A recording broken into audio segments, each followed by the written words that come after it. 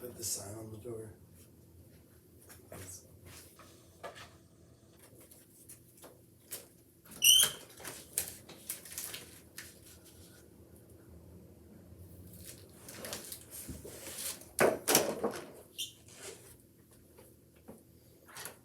Is it okay if it's there?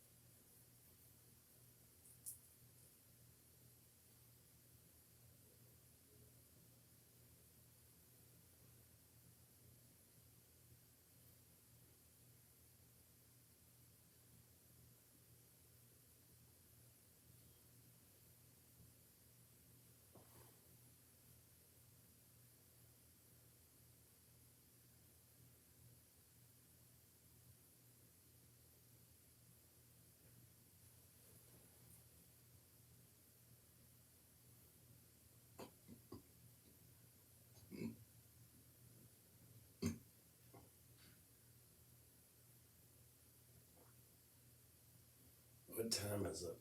It's 12:59.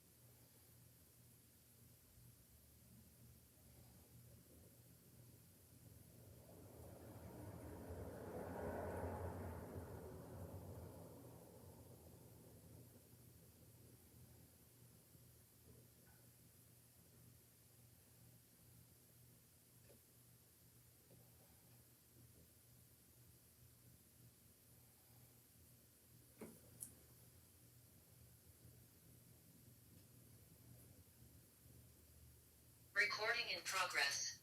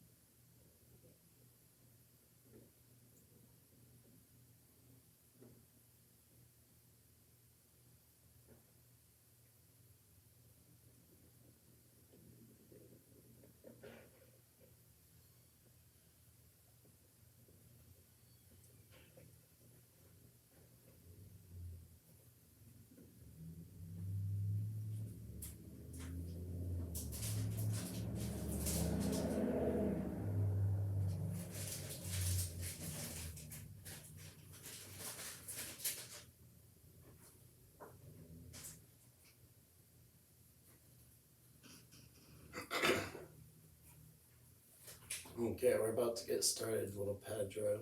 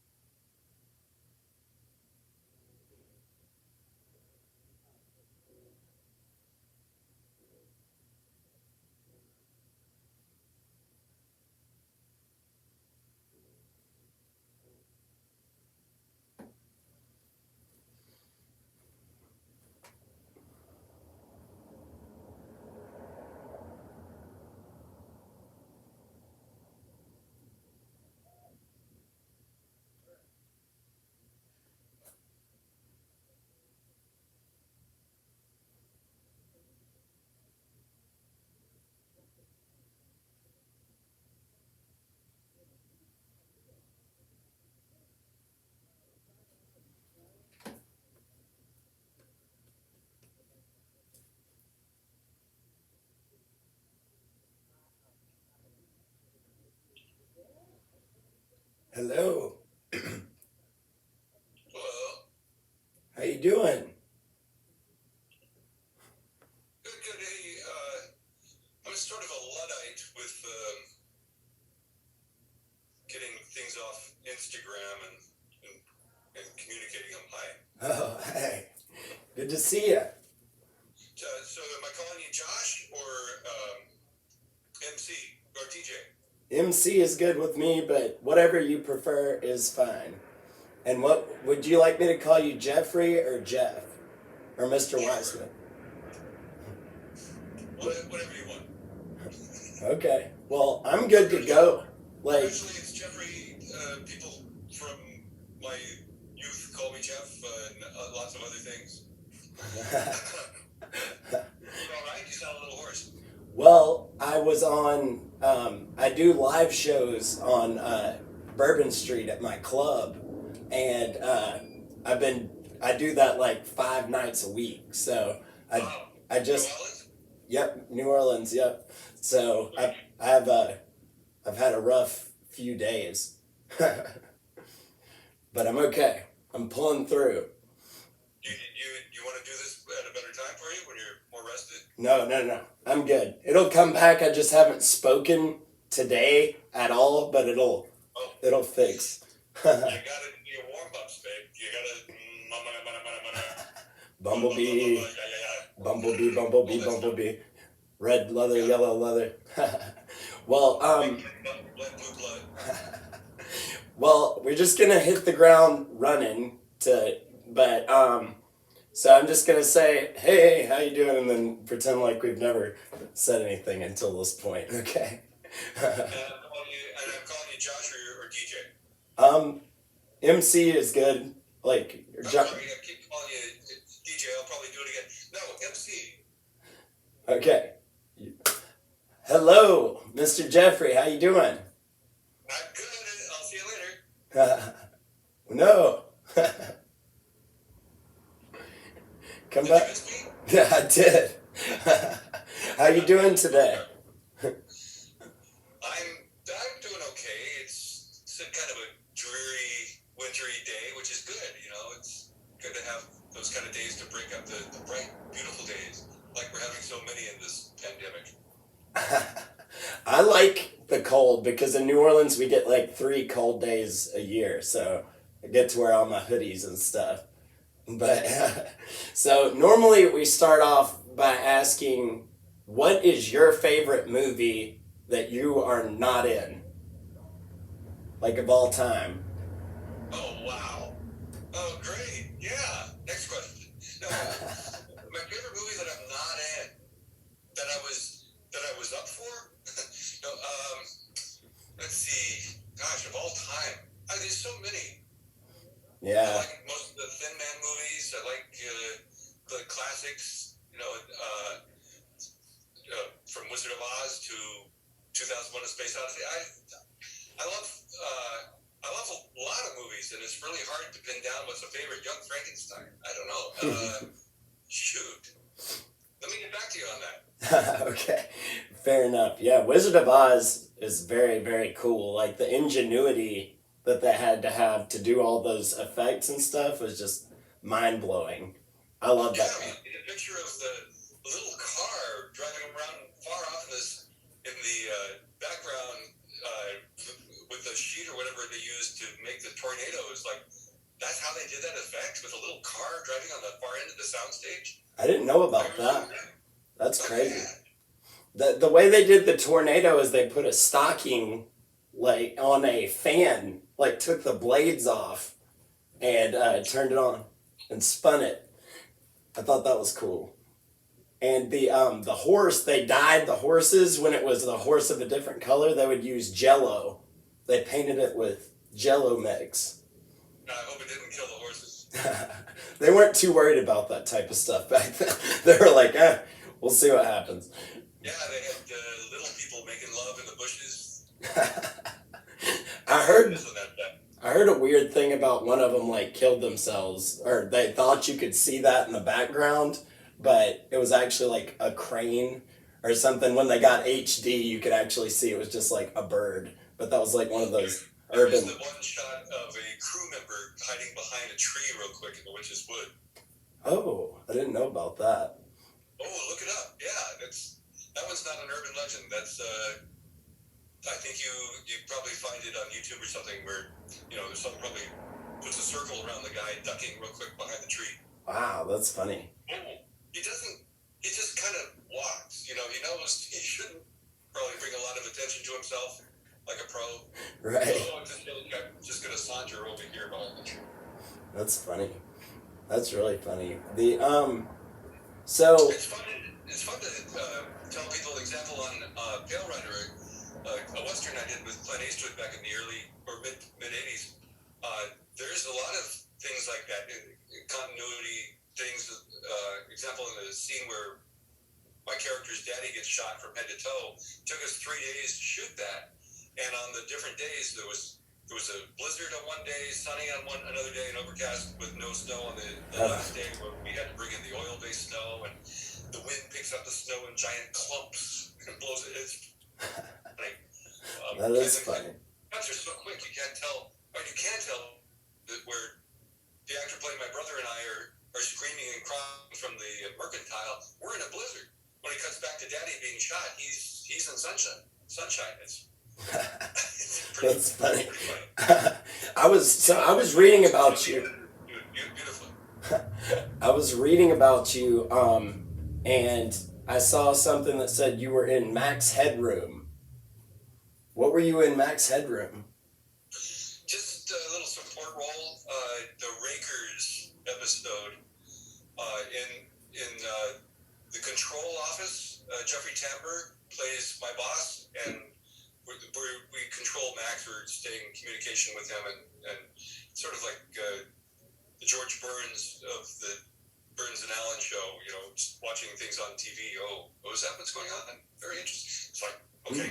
And I have a credit on IMDb for a second episode of Max Headroom, and I don't know why I have that because I only did one episode. Huh. That's interesting. It was really cool though. The actor Jeffrey Tambor and the line producer of that show both went to the same university that I did. We all had the same. We discovered acting coach or professor in drama, and he had a big voice. And we all started doing our impression of him, which held up shooting for a little bit because we're all making fun of Mr. Tyrrell and saying, "Oh yes, you're doing a fine job. Come out for a drink after rehearsal." And people are standing around watching the three of us doing this odd voice and holding up the shoot after lunch. That's my memory from Max Headroom. That's funny. I love Jeffrey Tambor. He's a great actor. He's great. Did you ever see Arrested Development? A little bit, yeah. I love that show. He's really good in that.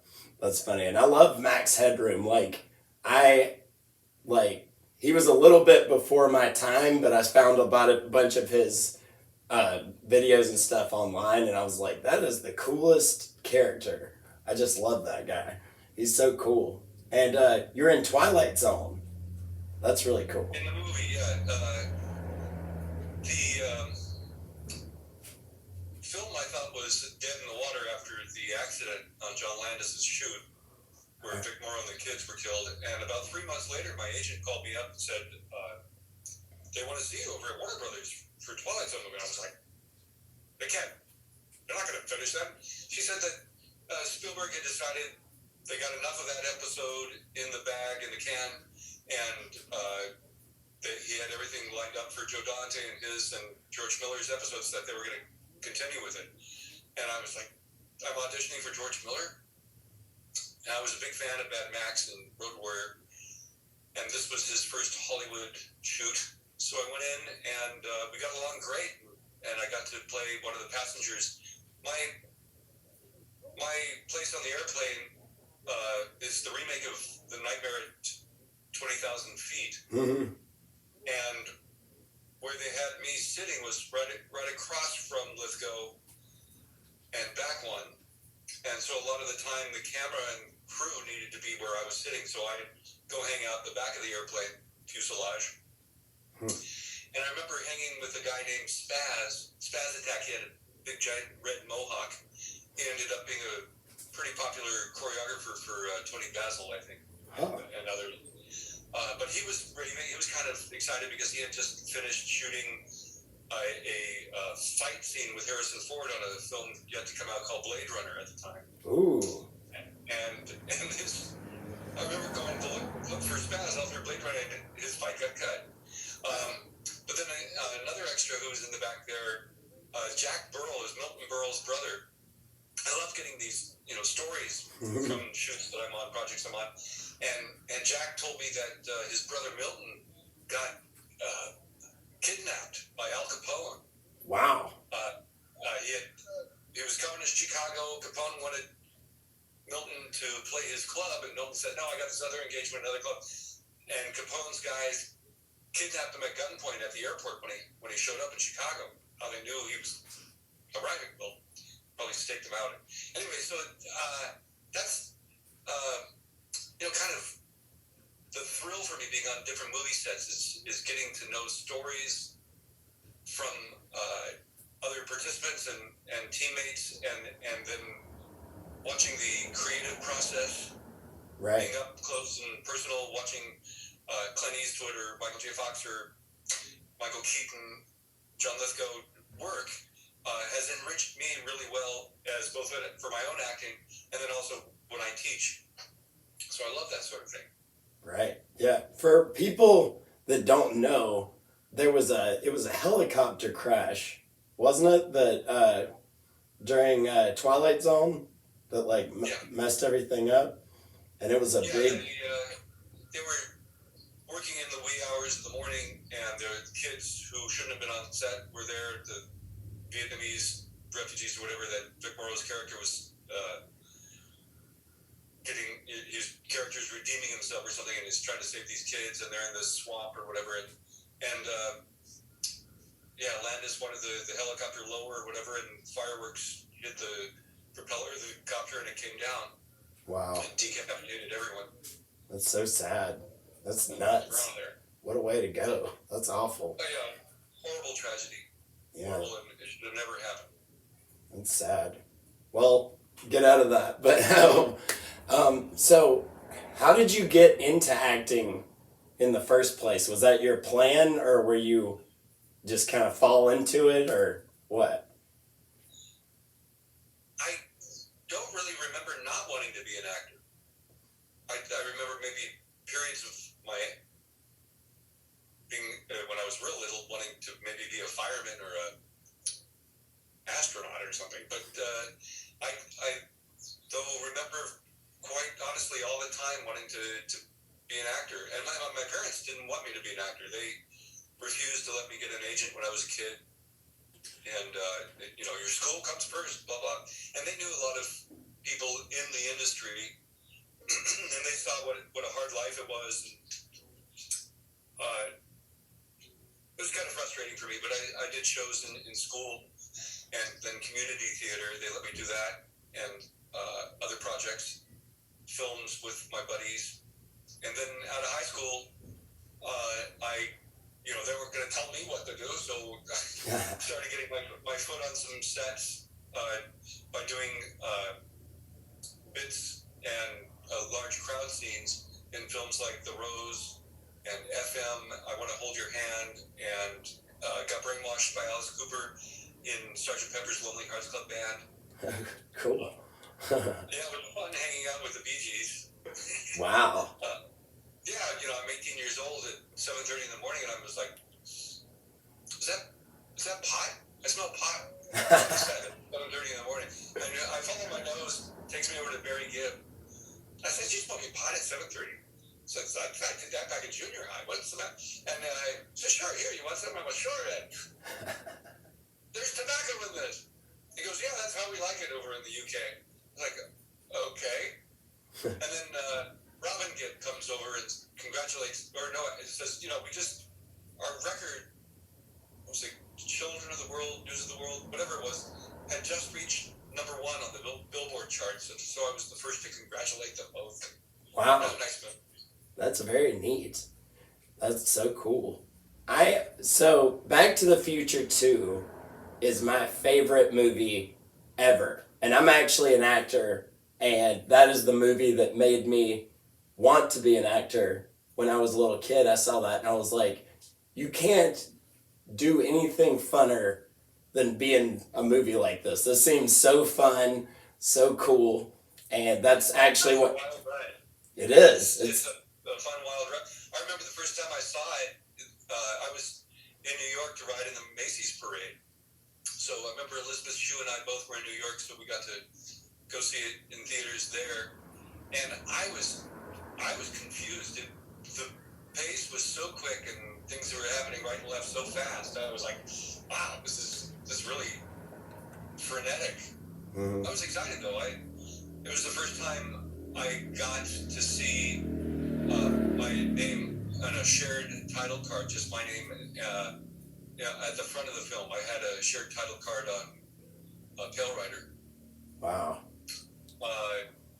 What a movie too. So that was kind of thrilling, and though it was awkward for me, that whole situation there, because they were trying to keep me a secret. Mm-hmm. Because of the use of Crispin's likeness in my makeups, which I didn't know they didn't have the rights to. It was kind of frustrating for me to not be privy to their machinations. But I see how they were also cornered by him holding them kind of ransom, you know. It was a kind of a screwed up situation. So I didn't really benefit like I think I should have back then when the film came out. I wasn't, every time I tried to promote myself, whatever, the gigs would mysteriously dissolve and disappear. Little did I know people were pulling the strings back at Universal. So wow. It was kind of screwed up. But I have since been, discovered by the fans, and even though there's a lot of I don't want to say OCD, but a lot of Crispin fans who hate my guts or whatever, I usually tell them, I worked with Crispin in '83 before he got the first film, and thought he was a wonderful actor, and got his number and tried to stay in touch.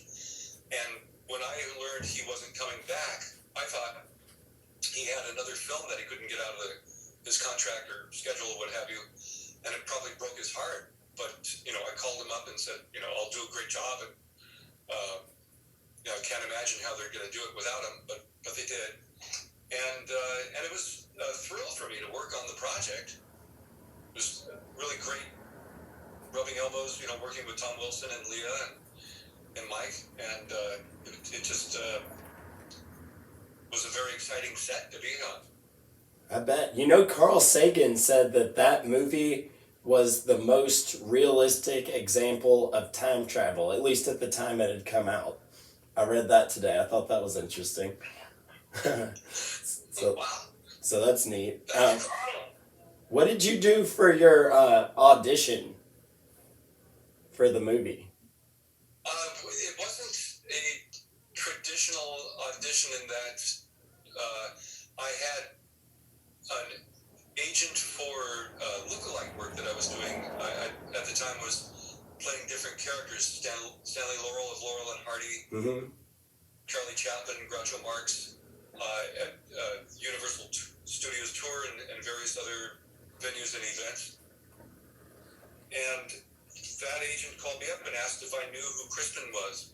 I said, yeah, sure. He asked if I was the same height or weight. I said, no, I think he's taller. I think he's heavier.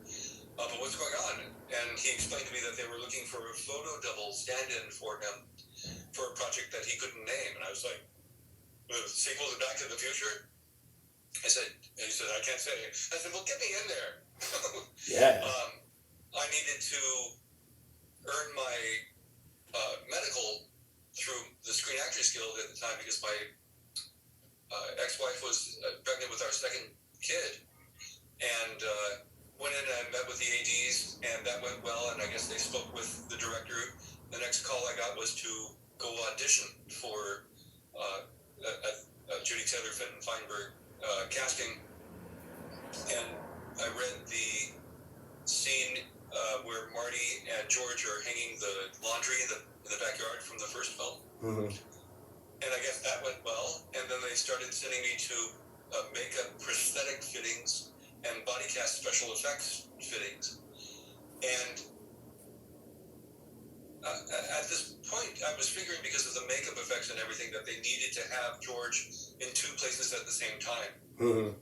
That's what was going on in my mind. No one really was telling me anything about Crispin not returning until it was kind of in the 11th hour. I knew that I had a screen test in the young George makeup, where Zemeckis turned to Dean Cundy, the cinematographer, and said, "What do you think, Dean?" And Dean said, "I think we got Crispin without the trouble." At that point, a red light went off, and I was like, "What does that mean? You got Crispin without the trouble? Is Crispin not coming back?" And sure enough, my makeup designer, Ken Chase, told me that Crispin was out, and that I was going to be George, and I was like, "That's impossible." And I tried to prep my agents for that information. They said, "Yeah, let's let them call." And sure enough, at the 11th hour on a Friday night at 6 p.m., the casting called my agent and offered me the role, and it was like the last minute kind of thing where they're being cornered into accepting an offer for me, and then Monday morning having to be on set ready to go. And so for every call that I needed to be, say, ready by 8:30 or 9 o'clock in the morning, I'd have to be in the makeup chair by 4 a.m. Ooh. Because it took 4 hours to apply the makeups and wig, and another hour at the end of the shoot day to take it off. And the first things we shot were the Enchantment Under the Sea dance, which I have some fun footage of. Oh. I don't know if you want to see that stuff. I would love to. I'd still... I did not figure out how to do that. You have to give me shared screen abilities, and I can do that. Hold on, let me see here. Security. Shared screen abilities. I'm looking for that. Man, I did not ever figure out how to do those. If you can't edit this out, I'll tell a joke or sing a song to cover for you. Let's see. Yeah, I can edit it out. Yeah, I can edit all this out. It's not a big deal. Then I won't sing my song. Well, you can do that too. I would like that as well. Let's see. The guy who wrote this song was deaf. He couldn't hear a note. This is the verse. But he knew all the rules, he did, and that is why he wrote that first verse. My tongue is sweaty and tired. The bird who wrote the words was as crazy as a loon. There's nothing to this song but the tune. In the chorus of the song, this is the chorus you're hearing now. You make up the words as you go along, cause no one pays attention anyhow. Tra-la-la, dum-de-dum. If you want to, you can whistle or hum. When you're singing this song to your friends, remember this is where the chorus ends. Yay! Okay, so I think I figured it out. This is the chorus once again. Tra-la-la-la, with ceiling max. A rooster is different from a hen. Have you ever sharpened pencils with an axe? Sweet Adeline, you're the kind of a girl that men forget. Here's the part everybody recommends, because it comes just where the chorus ends. I like that song. It sounds show-tuney. Is that from I still can't share a screen. Well, what you do, I believe, is you go to, It says you need to do it on your end to allow me to. So you go under your settings and you'll see it. Disable participant screen sharing. Let's see. Oops, I raised my hand. Good grief. I'm trying to click you. Allow. Killing me. Sorry.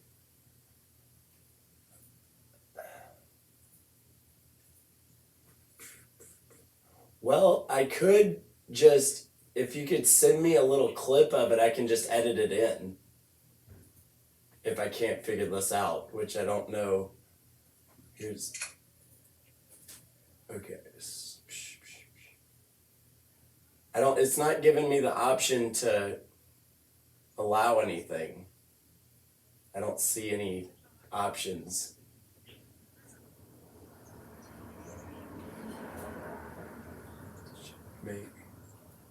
Dang it. I don't know how to do it. Within the Zoom meeting, click the arrow next to share screen for participants. Let's see.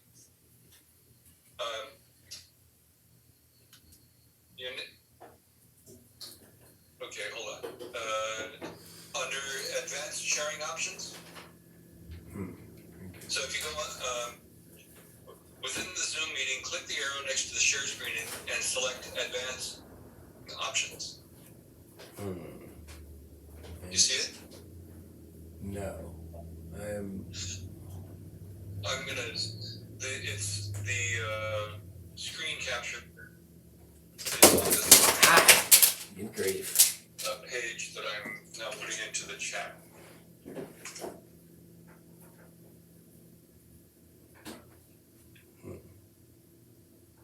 Ooh. Well, that just kicked me out. Let me see here. I see that. But when I click it, it just goes to a different page. Like it takes me out of the. Well, I don't know. So let's see. I can't see the same menu because I'm not the host. But were you able to open that page? Yes. On the in the chat. Yes, I can do So that. On that page, there are pictures with the instructions. Oh, okay. Hold on. It's going to kick me off when I look at it. Don't worry. Hold on 1 second. I've never done this, obviously, as you can probably tell. Screen.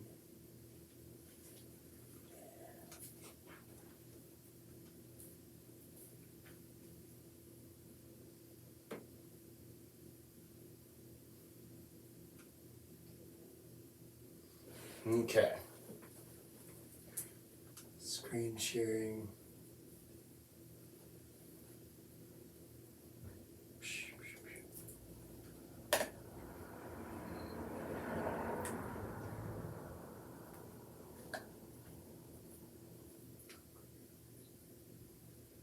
Okay.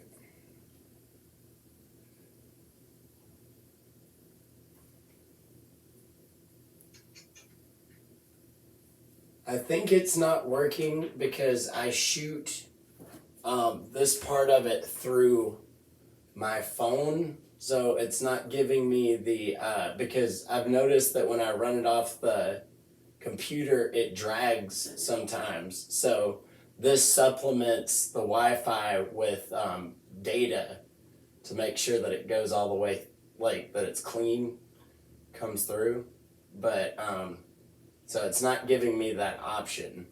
I think that's what the problem is. But I could just edit. I wish we could look at it though. I hate that. It's not Why don't good. you figure it out and we'll reschedule or something. Okay. That would be fine. But that makes me sad. Well, could we, since we've gotten this far, could we do that, continuing, and then just finish the interview part of it, and then I can edit this back in? Would that be okay? Yeah. Okay. Thank you. So you got the part. You're shooting. What was your experience like shooting on the movie? It was a lot of hard work. It was exciting. Like I mentioned, being in the heart of a creative process with with great talent from Zemeckis to Fox, to Harry Waters Jr. on the stage, or with Flea hanging, with just great talent, is always a thrill for me. And I love both the technical behind the set. We had this Panavision camera run by this program, early computer program, 1988, designed by a guy named Tondro, that actually spliced the film inside the camera. Yeah. So Michael played the 3 different roles for dinner, for pizza, which was, at the time, pretty cutting edge. Because of the nature of the design, we had to choreograph, block everything very precisely and never deter from those precise movements once they were marked. And it was pretty fascinating and very, very fun to see the cutting edge technology for the special effects, to be with such top-notch crew and effects guys from ILM. Really, across the board, everyone worked very hard, everyone very nice. Lots of really wonderful people on the makeup team. Mike Mills, who was, I guess, my main handler with Nessie Vasta. Mike was the foreman on Beetlejuice and legends like Marvin Westmore from the Westmore family, Kenny Myers, and Zoltan and his wife, who got the Academy Award for Mask, came in to help sometimes. And Sonny Berman and the Berman Brothers. Really fantastic artists, the designers, from wigs to costumes. Joanna, who did our costumes, she won the Academy Award for Lincoln. Wow. Really wonderful, hardworking pros, and all very nice. It was, once again, though, awkward, when I showed up on set, first day of shooting in the recreation of the Enchantment Under the Sea dance, in the Young George makeup, I was often referred to as Crispin, or I remember Mike Fox seeing me for the first time saying, "Oh, Crispin ain't gonna like this," and I was like, "Oh shit, what is going on here?" And I kind of kicked myself for not putting my foot down at that time, right then, and to make sure that they had permission for my makeups. I had, as I mentioned, played Stan Laurel and Groucho Marx and Charlie Chaplin at Universal, and they paid for the rights for me to play those characters, and thus I figured Universal had covered securing the rights with Crispin. But after all that has come out in the last 30 plus years, Crispin wasn't going to give them the rights. Wow. So they were kind of stuck between a rock and a hard place, and then when it came out that he didn't get a fair shake out of it, and I was friendly with him, I had no problem speaking with him and his lawyer, and I think with my photos and things, stories, that they were able to have that out-of-court settlement for $750,000 that he got. And why he still complains is kind of, I think, embarrassing for him. Yeah. I'm embarrassed for him. I think he should let it go. He got, I'm sure his agent took his lawyer took half the money, but he got his settlement and was happy with it. Apparently not. and let it go either. So it's this butting at heads that should be long over, and they should come together, I think, for the fans or Michael's charity. I agree, because you don't see him in anything having to do with Back to the Future, and that's a shame. Because he will autograph from time to time posters or video boxes or ephemera. Yeah.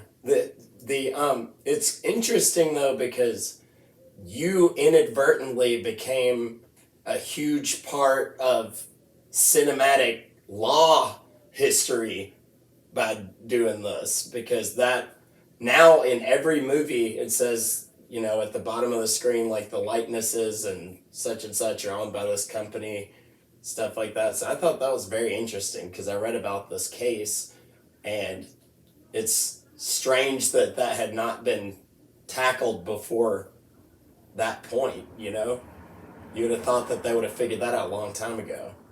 Yeah, well, with the advent of those capabilities, but trying to remember what commercial it was that they resurrected Fred Astaire, I think, or they would bring dead celebrities back to life to do product,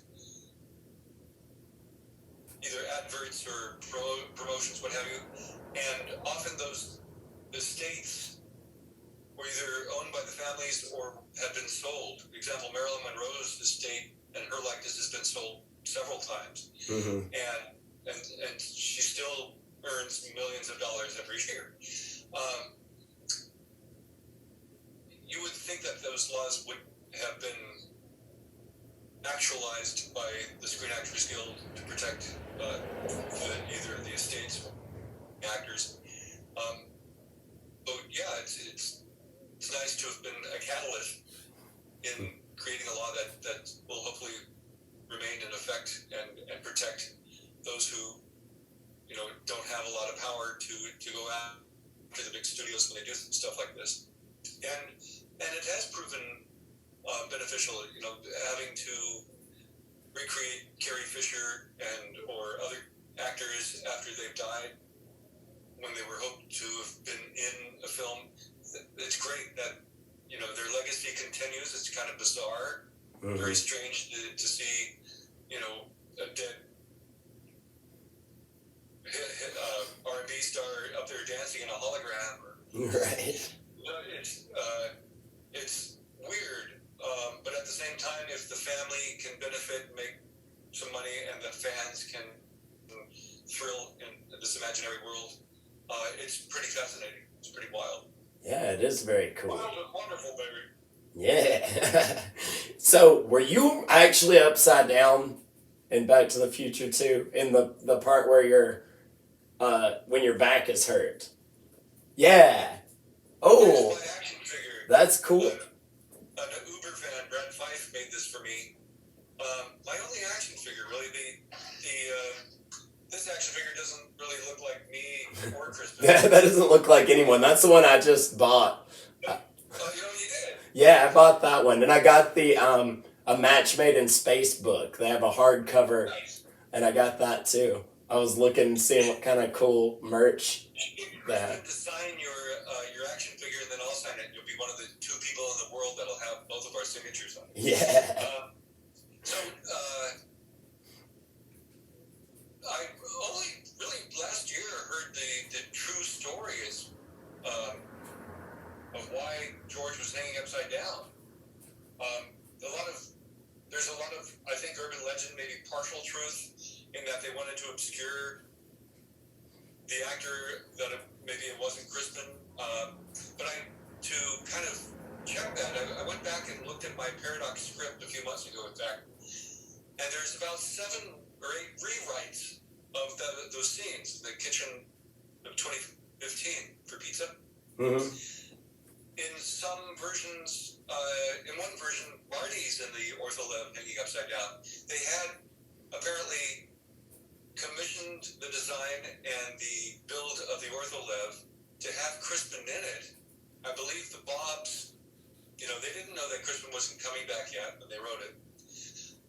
So it wasn't to obscure the fact that it was a different actor. That, I think, has been manipulated over the years. But originally, Crispin would overshoot or undershoot his marks for camera. We all have marks laid during rehearsal for camera focus that we need to hit. Right. And Crispin wouldn't always hit them. So they said, well, if we have him on a track, we hang him upside down for some reason, we can stop him when we need to for camera. That's quite a long way to go for that, but yeah. I think so too, and also, I know during the shoot, I had one crew member come over and said, all this torture was meant for Crispin. I was like, great.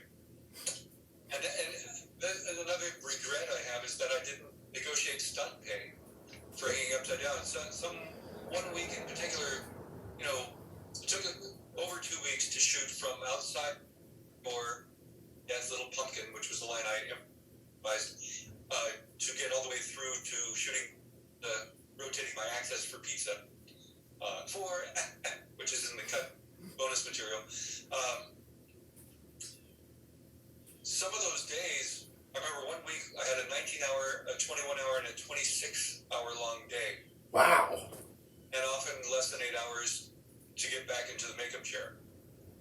Ooh, that's Which so is rough. very turnaround. So, That's crazy. How often were you upside down? Like, how long were you upside down for?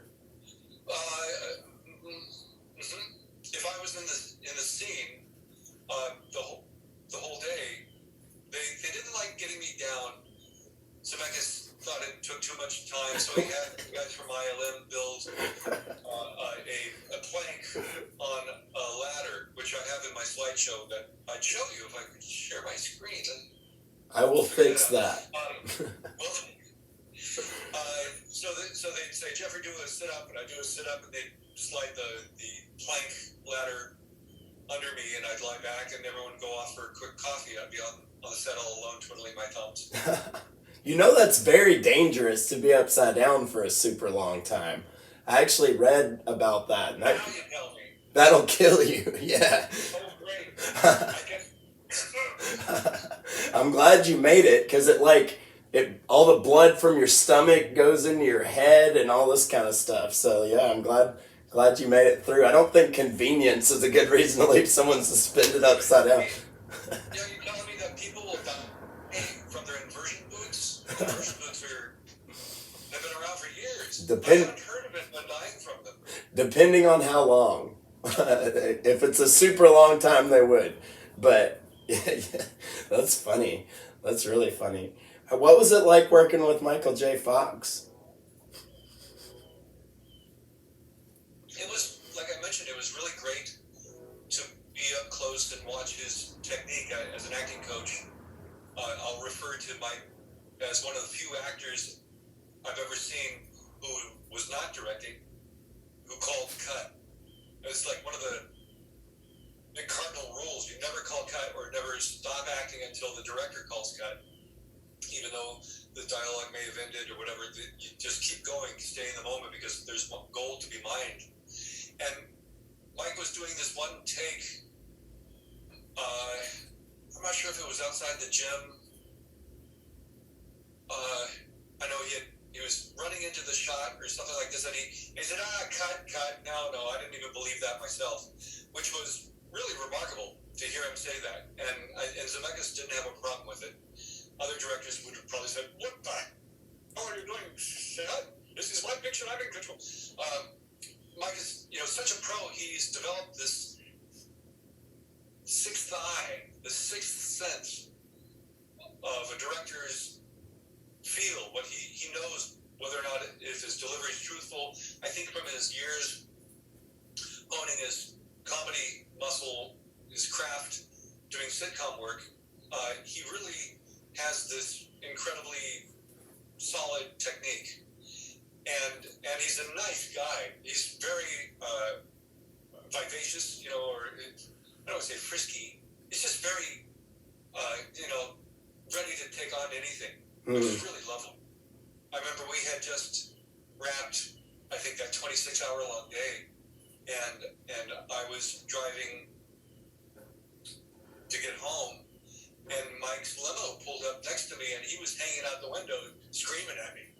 Just going, come on, he's just messing around because it was, 7 in the morning or something, and we were all tired and punchy. I remember at the end of the first week of work with him, even though he was concerned about my makeup and stuff, he invited me over to his and we had a beer and we're telling stories, shooting the shit, and good guy, he's very nice. So I hadn't seen him for many years. Our first cast reunion was at the Hollywood show in 2008, and Mike, who wasn't scheduled to be there, happened to be on a book tour and in town in LA at the time, and dropped in on the Sunday unannounced. Cool. And Chris and Leah, Francis and Mark McClure and Claudia Wells, James Tolkien and myself, we all got to spend a few minutes. No, I don't think James was there. But we got to spend about 20 minutes with Mike right after he arrived, just alone, all of us. And I think it was the first time most of us had seen Mike with the effects of the Parkinson's on him. And Yeah. It was heartbreaking. It was so hard to see such a great guy afflicted where he was compelled to move. His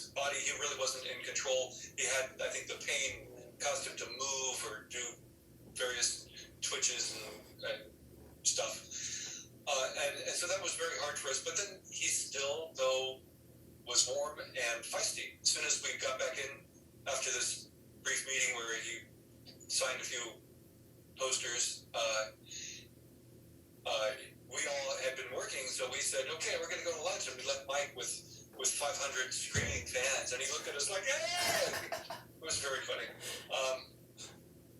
So he, even though the Parkinson's has, really dictated a lot in his life since his diagnosis on how he can live, he hasn't lost his big heart and big personality and his generosity with his love of his fellow craftspeople and what he's done, of course, with his foundation. Upwards of $1 billion he's raised. Wow. Or the foundation has raised to fund a cure. So it's wonderful, and I try to support when I can. In the anniversary year of 2015, I put together a Back to the Future cruise to end Parkinson's, and I didn't get, because it was my first time producing a cruise, I didn't get the signups that I was hoping. I only got like 50 fans who came on it, but I was still able to raise over 10 grand. Okay. And then those 50 people had the time of their life on this 7-day cruise in the Caribbean. I bet. And I put together a band for that called Mr. Fusion, where I had Harry Waters Jr., who played Marvin Berry on, who was our lead singer, Don Full of Mayor Goldie Wilson on bass. I played guitar, and Mark McClure played Dave McFly on drums. Wow, that is so cool. I would have gone. That sounds awesome. I've been asked time and again to do it again. I just need a little bit more support doing it. I might, hopefully tie in with Universal or something to do it right, do it big, so we have big money promotion. Yeah, that's amazing. That's so cool. That band idea is, I love that. That's so neat. You did not duet? At our Enchantment Under the Sea dance, we played all the tunes from the films. That's so cool. I would faint. I love Back to the Future so much that when I met someone that was acting as Christopher Lloyd at Universal, I got nervous because I was like, hey, I love that movie so much. And you did not have any direct scenes with Christopher Lloyd, did you? I did not. I have a nice snap of him when I went down to watch some of the hoverboard chase scene. I wanted to meet him. I told Mike Mills, I'm such a big fan of Chris from Taxi and from Buckaroo Banzai, his work in general. So Mike said, we're going to shoot next week, Hill Valley 2015 exteriors, come on down to the set. So I came down at about 3 a.m. and hung out in the makeup trailer, and Chris came in about 3:30 or 4 o'clock, and Mike introduced us, and I told Chris what a big fan I was. He said, thank you. It's pretty good. He's very quiet. He's very quiet. And I stood there, kind of stared and nodded for a few minutes, and I got, tongue-tied and intimidated. I said, okay, see ya, have a great shoot. And went home, went to bed. So, of course, that was while we were shooting. Flash forward to about 2008 or 9, theater in Beverly Hills screened the trilogy of the Back to the Future films and had Claudia and Chris and I there as guests for Q&A. And Claudia didn't get there until later. She was at another screening. So they put Chris and I up in the projectionist's booth for about 45 minutes. And it was in there that we finally had a nice chat. And he kind of opened up, and we've done Film and Comic-Con and various other shows, DeLorean conventions, DeLorean owner conventions. And Chris has become a friend. I've learned that he likes exotic plants. So every time I see him, I try to either encourage him to let me bring him something. I gave him a rare B-52 bomber Venus flytrap one year, and he was very It's a rare one, a red Venus flytrap. Ooh. Next time I saw him a year or so later in London, I said, how's that B-52 bomber going? He says, I killed it. Oh no. I'm never home. Can't water. So I was like,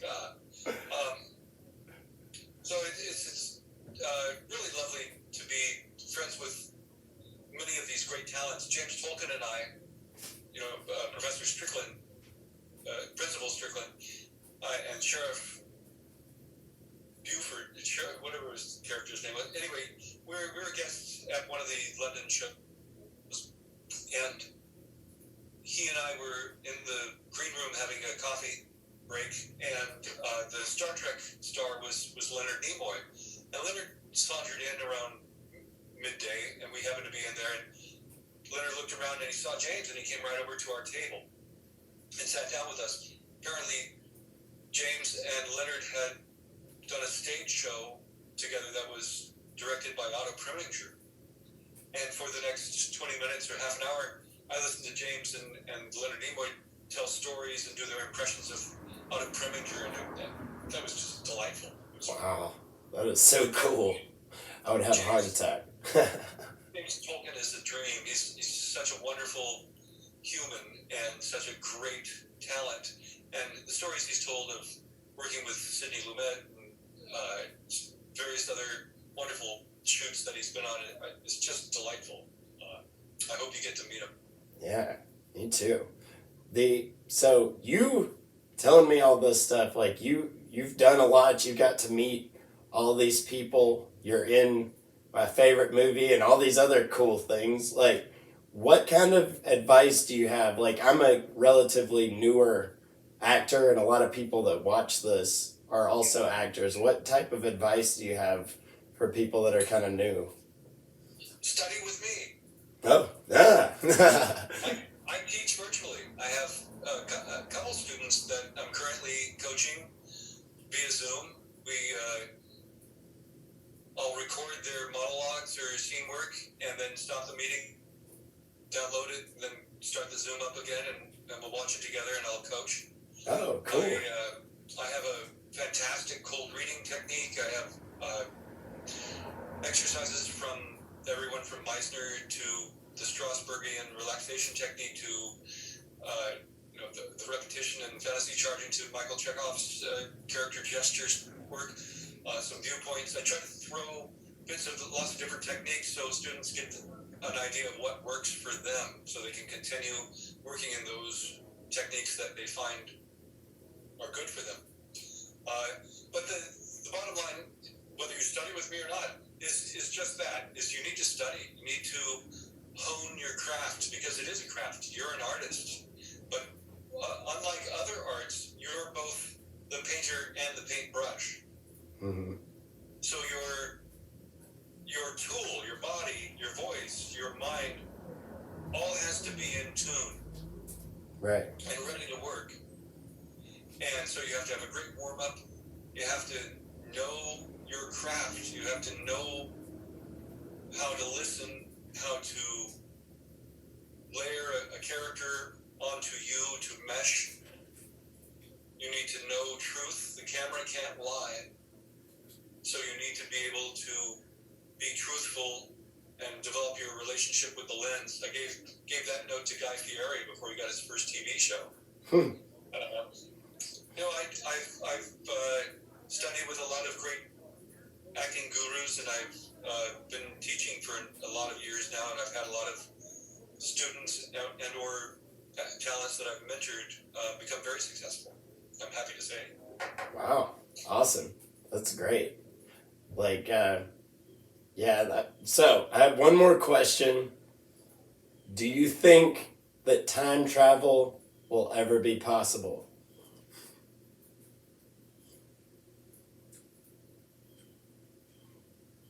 It's hard to say. I've heard concepts that all time exists simultaneously. And that because of dimensions and such, we're not aware of all time happening simultaneously, but we're in this one particular one. I don't know. There are billions and billions of Yeah, I'm doing my Carl Sagan now. It's good. Stars and planets and possibilities out there. I imagine that in some ways, in some dimensions, there's time travel happening as we speak. I wrote a concept for a film that I call UFO about a ship that was sort of saucer-like and spun using centrifugal force and magnets to spin so much, and then it uses that system to propel itself, and it goes so fast beyond what the guys in the right stuff going the speed of sound. This was going to go the speed of light. Once it did that, it transcended all time and appears in all time at the same time, and thus explains why you see UFOs. I love that. I love that kind of stuff. I think that's cool. You want to help me write the script? You're welcome. Let's do it.